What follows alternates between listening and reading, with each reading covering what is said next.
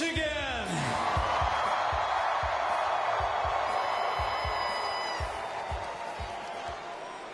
I'm Mike Pence. I'm the governor of Indiana. And it is 1 minute after midnight. It is November 8th, the day that we make America great again.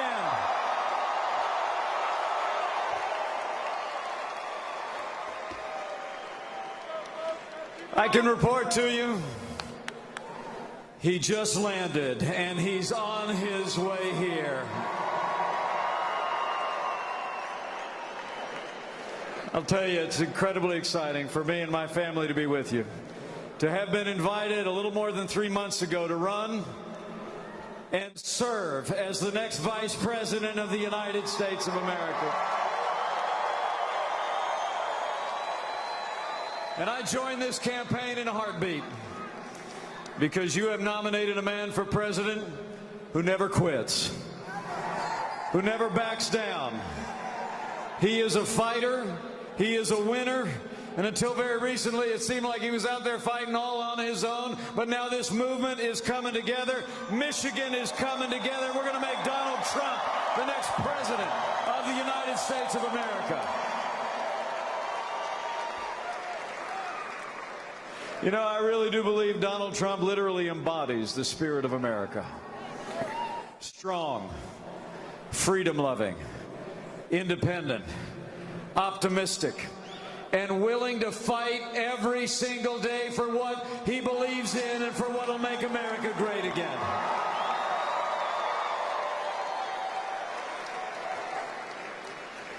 You know, and it's not like it's exactly been a fair fight out there. You know what I'm talking about? I mean, ever since I joined this campaign, it's like I get up every morning, I got to turn on the television with a stick, you know. I never know what's going to be on there, you know.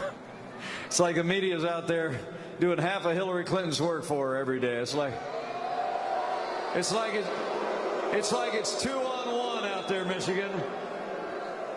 But even though she's had all the advantages, Donald Trump's been winning hearts and minds every day, and he's going to win all the way to the White House.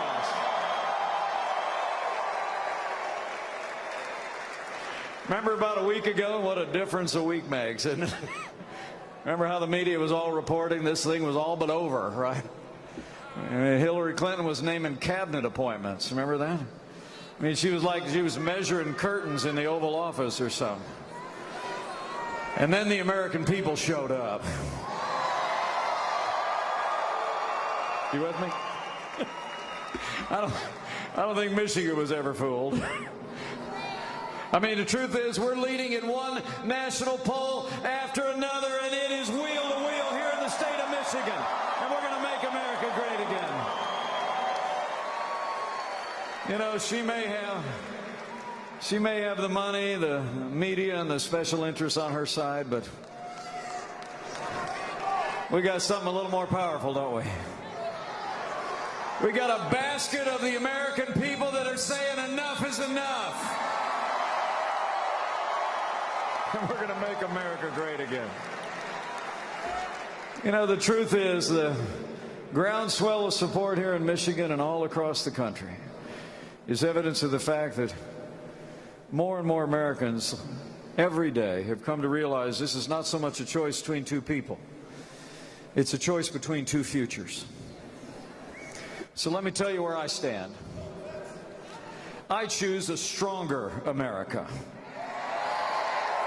I choose a more prosperous America. I choose an America that cherishes and upholds our highest constitutional liberties. So I choose to stand with Donald Trump and every American who knows we can make America great again.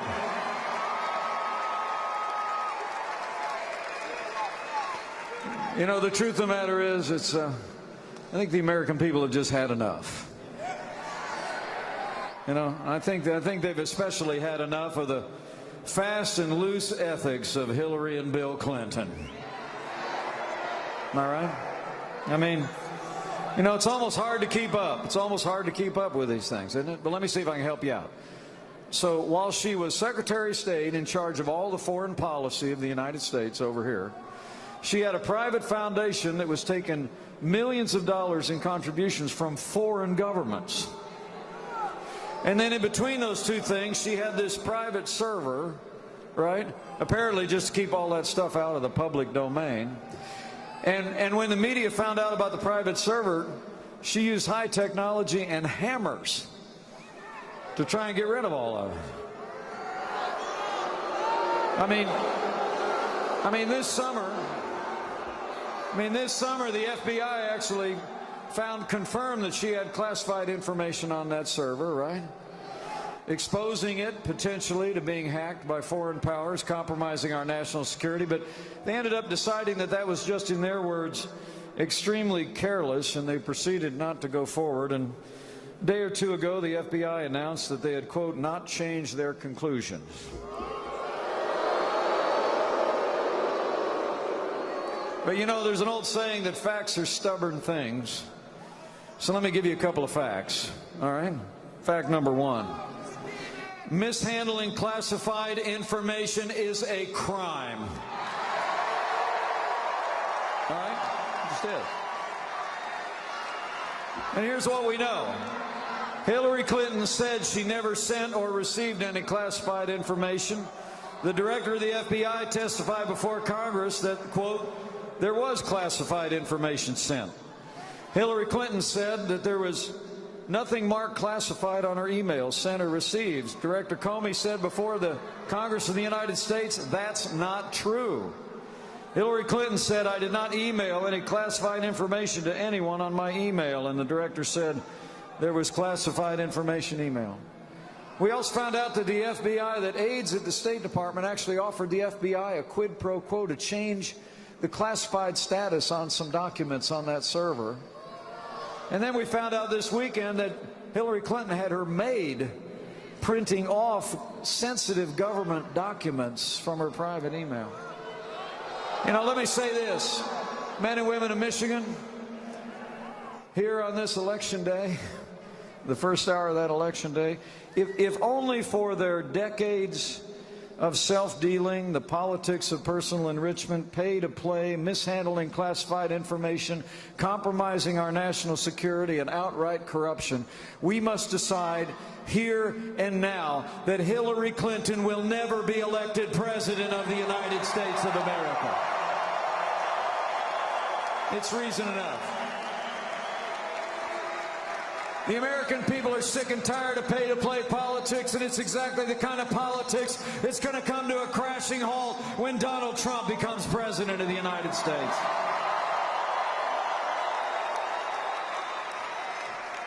Working with the re-elected majorities in the House and the Senate, Donald Trump and I are going to pass fundamental ethics reform. We're going to end the revolving door between government and the lobbying world. In a word, we're going to drain the swamp.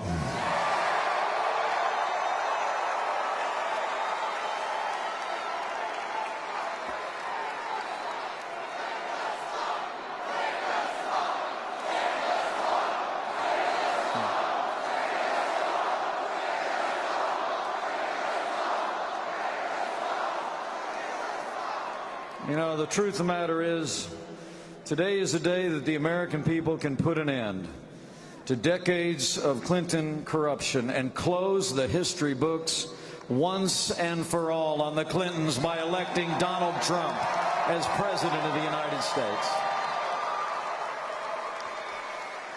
But the truth is, this election's even about bigger things than their small ethics. And on this election day, we do well to reflect on that with our neighbors and friends. I mean, the simple fact is that this election is also about our security. It's about our prosperity. And it's about the Supreme Court of the United States of America. Don't you doubt it for 1 second. On the security front, despite traveling millions of miles as our Secretary of State, the world is more dangerous today than the day that Hillary Clinton and Barack Obama took over our foreign policy. Our allies are less secure. Our enemies are more emboldened. I mean, the literally wider areas of the Middle East are virtually spinning apart after the weak and feckless foreign policy of this administration. I mean, Hillary Clinton was the architect of the foreign policy strategies of leading from behind and moving red lines and feigning resets with Russia and paying ransom to terrorist sponsoring states. Let me make you a promise. When Donald Trump becomes president of the United States, we won't be paying ransom to terrorist sponsoring states. They'll be paying a price if they threaten or detain American citizens. We cannot have 4 more years apologizing to our enemies and abandoning our friends. For the American people to be safe, for the world to be safe, America needs to be strong.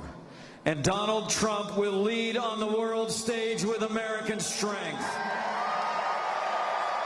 We will rebuild our military. We will restore the arsenal of democracy. We will give our soldiers, sailors, airmen, Marine, and Coast Guard the resources and training they need to accomplish their mission, and we will hunt down and destroy ISIS at its source so it can no longer threaten our people or inspire violence in the homeland.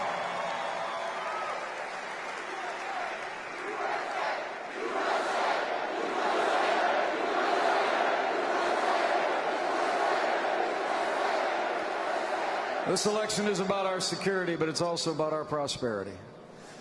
I don't need to tell you up here in Michigan, this is a very challenging time for families all across the state and all across this country. We're in the weakest economic recovery since the Great Depression. 1 in 5 American households don't have anybody under the same roof with a job. Hillary Clinton's plan? More of the same. Not the same. More of the same. More taxes, more regulation, more of the kind of bad trade deals that have been shipping jobs overseas, and worst of all, more Obamacare. I mean, they tell us this economy is the best that we can do, but I think you all here in Michigan know better. It's not the best we can do, it's just the best they can do. And when Donald Trump becomes president of the United States, we're going to put common sense American principles into practice, and we're going to get this economy working again for every American. We're going to work with a newly re-elected majority in the Congress. Hillary Clinton wants to raise taxes by $1 trillion. We're going to cut taxes across the board for working families, small businesses, and family farms. We're going to get rid of death taxes, and we're going to lower business taxes here in Michigan so companies in this state can create jobs here and compete more with companies around the world. We're going to repeal every single Obama executive order that's stifling jobs and growth in this economy.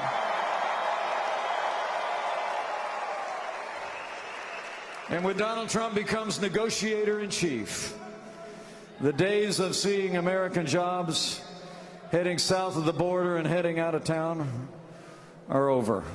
We're going to have trade. Trade's going to mean jobs, but it's going to mean trade is going to mean American jobs first. Once again, we're going to renegotiate NAFTA.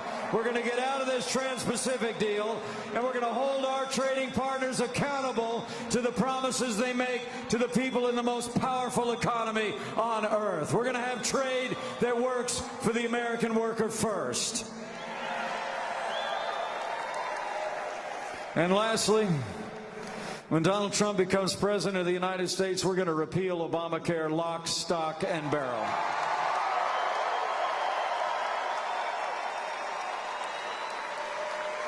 And we're going to hold them accountable in Washington, D.C. for all the lies of Obamacare. Do you remember them? You remember them? If you like your doctor, you can keep. Not true. If you like your health insurance, you can keep it. Not true. Health insurance costs will go down, right? Not true. The Obama administration just announced the other day, next year, nationwide, the average premiums on Obamacare are going to go up 25%.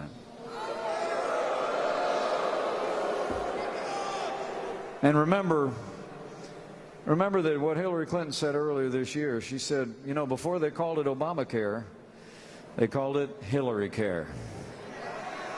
Hillary Clinton actually wants to fix Obamacare by importing the worst ideas from Canada. She wants to put what's called a single-payer, government-run insurance program right into the heart of this failed policy.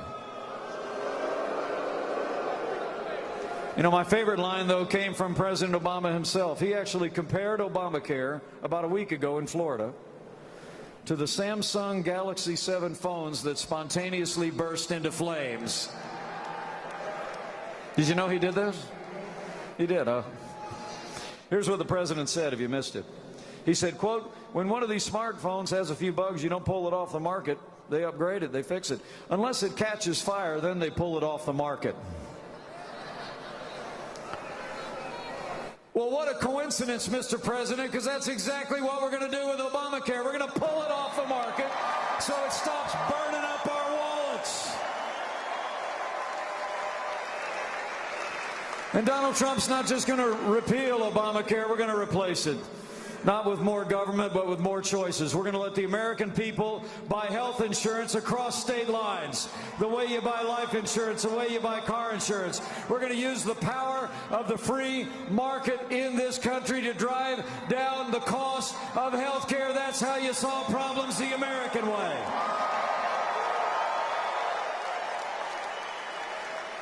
So it's about security, it's about prosperity, but it's also about the Supreme Court of the United States. I mean, with the passing of Justice Scalia, literally the balance of the court is on the ballot. If you cherish the Constitution and the God-given liberties enshrined there, you better think long and hard about that. All right? Elect Hillary Clinton as President of the United States. You better get used to more unelected judges using unaccountable power to legislate from the bench. But you elect Donald Trump as President of the United States, and you're going to have men and women appointed to the Supreme Court and to courts across this country that will strictly construe the Constitution of the United States of America in the tradition of the late and great Justice Antonin Scalia. So men and women of Michigan, for the sake of the rule of law, for the sake of limited government, for the sake of the sanctity of life, for the sake of our Second Amendment and the right to keep and bear arms, for the sake of all the God-given liberties enshrined in our Constitution, we have to decide here and now that the next president to make appointments to the Supreme Court of the United States will be President Donald Trump.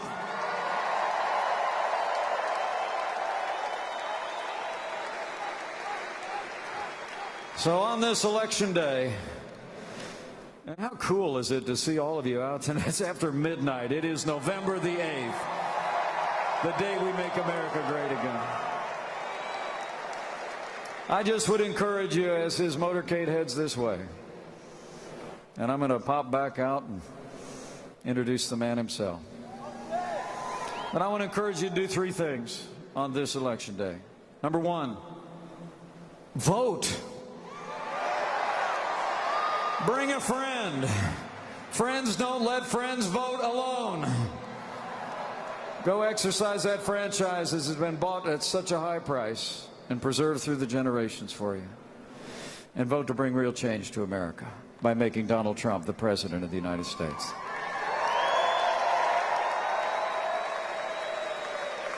And in the time that remains in this election, after you take care of your own vote, be sure to go tell somebody what this election is about. Because I don't really see this election as a choice between Republican and Democrat or liberal and conservative. I think it's like Ronald Reagan said years ago, it's a choice between up and down. It's a choice between whether we're going to continue to go down the hill to a weaker America at home and abroad, a more hollowed-out American military, an America stifled by more taxes, more regulation, more Obamacare, walking farther away from our highest constitutional principles, or whether we're going to stop here in Michigan, plant our feet, turn around, and march back up the hill to a stronger America at home and abroad, a more vibrant American economy for this generation and the next, and an American grounded in our highest American ideals. That's the choice. And lastly, as you make plans to vote, you make plans to tell somebody. Have faith.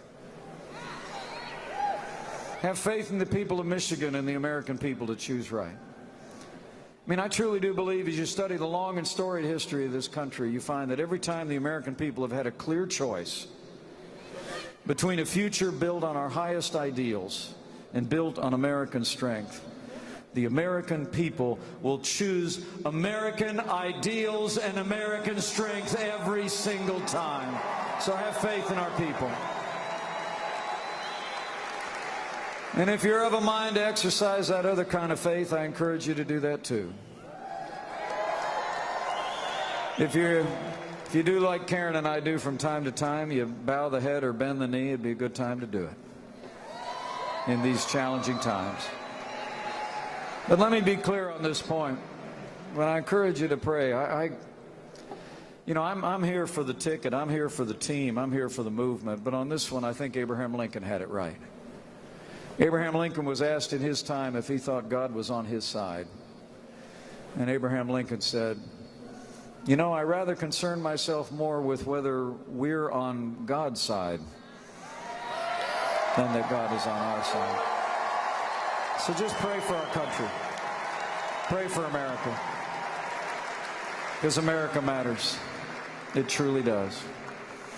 And as I slip backstage and get ready to welcome my running mate, the next time you see me, you'll see him. I'll make you a promise. If on this election day you go do everything that you can do, talk to your friends and neighbors, exercise your franchise, lay out that challenge, I'll make you a promise. That man is ready. This team is ready. This movement is obviously ready. If you go out and make sure that Michigan is ready, we will elect Donald Trump as the 45th president of the United States of America, and we will make America great again. Let's go get it done today, Michigan. Thank you, and God bless you. I'm with you, the American people.